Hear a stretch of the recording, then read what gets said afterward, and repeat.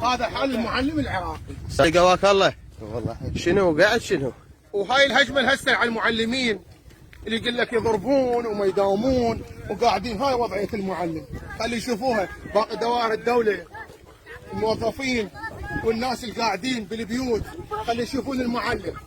صور لي هاي المعلم، صور لي استاذ سعد، خلي يشوفون وين راح للمدرسه، هاي راح يدرس. هاي الهجمه هسه صايره على المعلمين، خلي يشوفون هذا المعلم العراقي. ابو حيدر شو تناشد؟ استاذ طبعا بشار. الجهات المختصه والمحافظ احنا شبيه نريد هالطريق. الاطفال هاي المعاناه، هاي اول مطره احنا اليوم يوم 22/2 سنه 2021.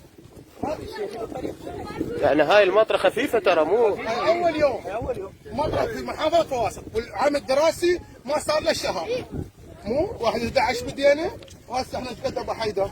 اليوم 22 والدوام بعد على بدايته، والعام الدراسي بعد على بدايته، واحنا نداوم 100% بالمعلومه.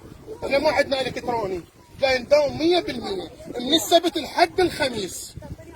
احنا بزمن المضاعف نداوم 100% مدرستنا، بزمن كورونا نداوم 100%، وكل سنه نسبتنا 100، كل سنه نسبه 100. هاي صار 5 سنين، والاشراف التربوي يضرب هاي المعلومه. استاذ عزيز شو تداوم؟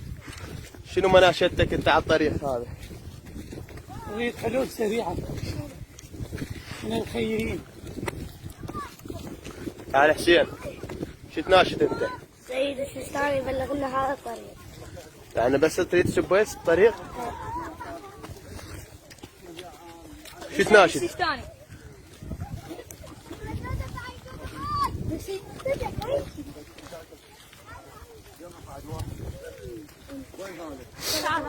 يلا شو تناشد؟ حد الشعب. حد الشعب شو منه؟ الشعب سيد. انت شو تناشد عمي؟ سيد مقددي. خليه اسمع. سيد مقددي. شو يسوي لك؟ الشعب. بارك الله.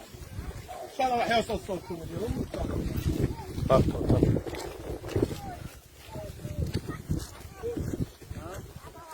والله هذا